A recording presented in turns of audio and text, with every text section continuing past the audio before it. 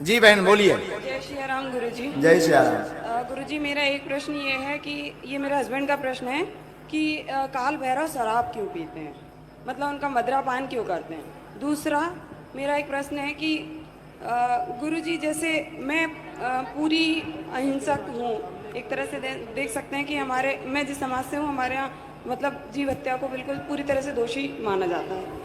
हाँ, पानी भी छान के पीते हैं, ऐसा कह सकते हैं। कहाँ से हैं? क्या नाम है आपका? गुरुजी मेरा नाम स्वाति है, मैं रहने वाली झांसी बबीना कैंट से हूँ, पर मैं पिछले 15 साल से इंदौर में ही हूँ जी।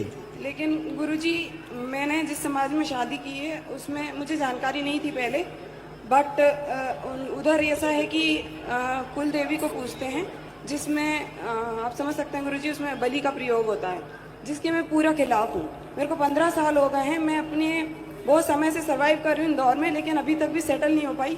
कभी कभी लोग कहते हैं कि शायद यही परेशानी है जिसकी वजह से आप सर्वाइव कर रहे हो, क्योंकि मैं मतलब वो बलि के कारण आपको दिक्कत होती है। हाँ, मतलब मैं उस चीज़ को अभी तक एक्सेप्ट नहीं कर पाई हूँ। मैं बोलती हूँ मैं इस चीज़ को फॉलो नहीं करूँगी, तो सभी लोग बोलते हैं शायद तुम इसी वजह से अभी तक सर्वाइव कर रही हो, परेशान रहती हो, तो क्या क्या करना चाहिए मुझे जिसकी वजह से मैं इन सब चीज़ों को। काल भैरव मदिरापान क्यों करते हैं, पहला प्रश्न था आपका। काल भैरव, देखो भैरव 8 प्रकार के हैं, 8 प्रकार के भैरवों का वर्णन आया है। बटुक भैरव भी है, उन्मत्त भैरव भी है, काल भैरव भी है।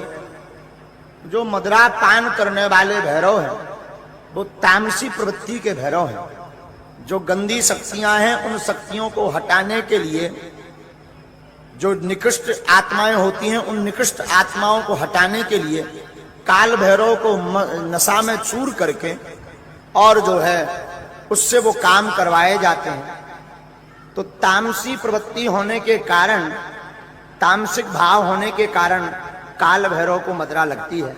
इसका दूसरा शास्त्रोक्त कारण यह है, भैरवनाथ की कथा तो आप सबने सुनी होगी। वो पूर्व में बहुत तंत्र साधनाओं का साधक था।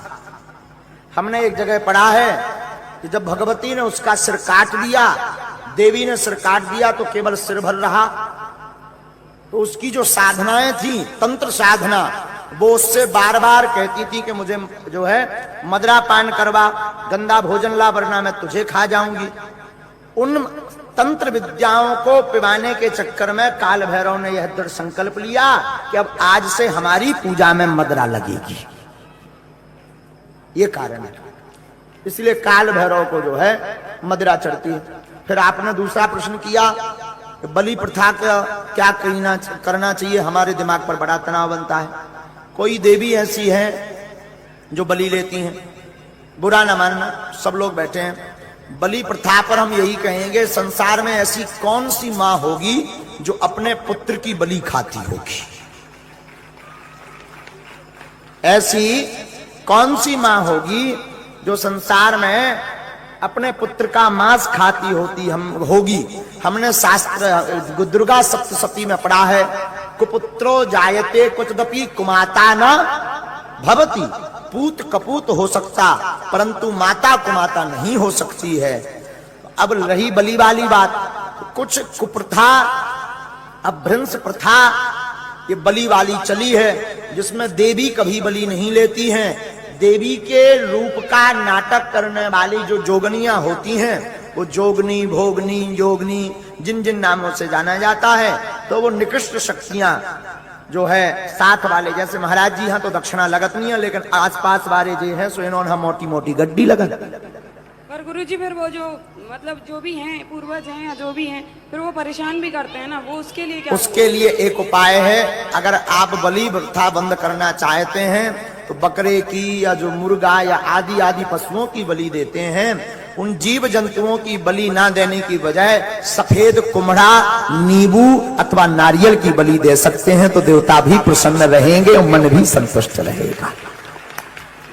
कुम्हड़ा की परंपरा आई है, हम ब्राह्मण भी दिलवाते हैं। जब हम अनुष्ठान देवी का करवाते हैं तो हवन के दिन ब्राह्मण भी बलि देता है, लेकिन किसी जीव का नहीं देता, कुम्हड़ा का फल होता है। कुम्हड़े के फल में लाल सिंदूर लगा करके और चाकू से उसे काट दिया जाता है, तो बलि की बलि हो जाती है और मन में दोष भी नहीं लगता है।